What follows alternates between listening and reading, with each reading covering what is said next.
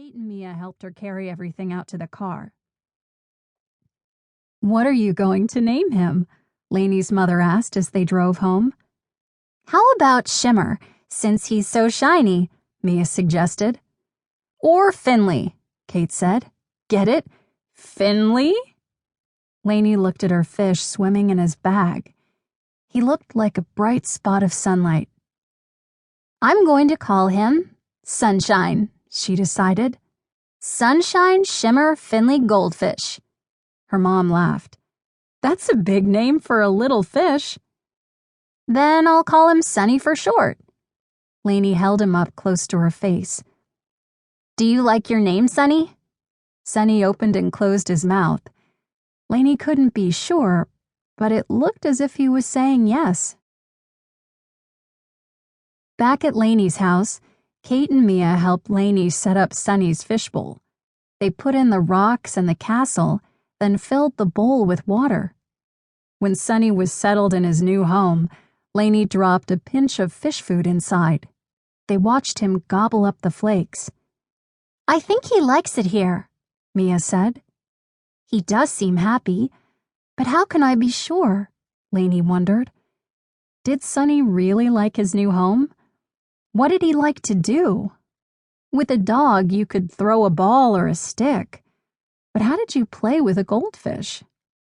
Lainey realized she didn't know anything about what made a goldfish happy. But she knew someone who did. She picked up Sunny's bowl. "Come on," she said to her friends. "We've got to go to Pixie Hollow." Mia and Kate looked surprised. "With Sunny?" Mia asked. "Yes, I want him to meet Fawn," Lainey said. Fawn was an animal talent fairy. She could talk to any creature, feathered, finned, or furred. She'd be able to find out what Sunny was really thinking. "At least let me help you carry the bowl," said Kate. Together, Lainey and Kate carried the fishbowl out of her room and down the stairs. It was harder than Lainey had thought. The fishbowl was heavy and difficult to grasp. They had to be extra careful not to spill a drop. On the bottom step, they stopped to rest. "Maybe we should just tell the fairies about Sunny," Kate said. Lainey pushed up her glasses, which were slipping down her nose. "No, I want Sunny to see Pixie Hollow for himself." Turning to Sunny, she said, "You're going to love it, little fella." Then she unscrewed the cap of the fish food and gave him another pinch. "Are you sure you should give him more food?" Mia asked. "The woman at the pet store said to feed him only twice a day." "But he's hungry, see?" Lainey pointed. Sunny was devouring the food as if he hadn't eaten in weeks. When Sunny had finished eating, Lainey picked up the bowl again. "Let's go." The way to Pixie Hollow lay behind a loose fence board in Mia's backyard, 2 houses down from Laineys. The girls had discovered the magical portal the summer before.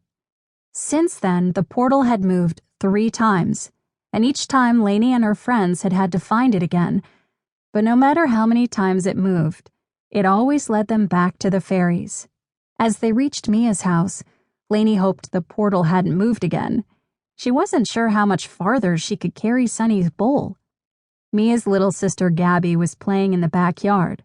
Though there were still patches of snow on the ground, she was holding a watering can. Gabby hummed to herself as she watered some invisible flowers. When she saw the fishbowl, though, she came running over.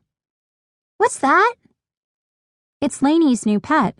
Be careful, Gabby," Mia said as her sister jostled in for a closer look. "Neato!" Gabby leaned in so far, her nose almost stuck to the bowl. "You should name him Spike." "He already has a name," Lainey said.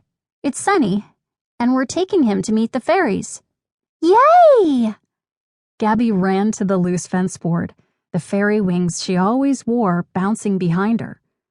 Lainey held her breath as Gabby pushed on the board.